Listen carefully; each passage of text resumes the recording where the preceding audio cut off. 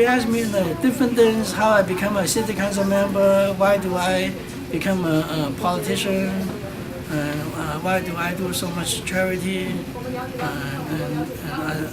I tell them a lot of good things about America, but also a lot of not too good things in America.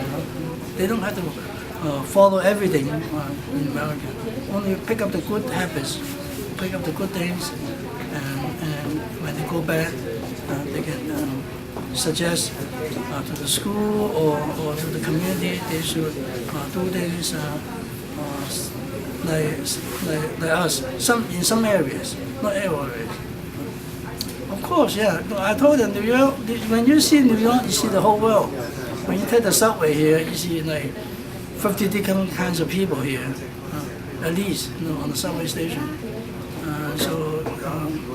Visitors to New York learn a lot of things about the diversity, the cultural difference, and all different things.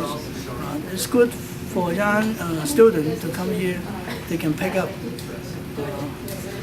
In Chinese, there's 有一句话就是念书练一万卷书不如走1000里路。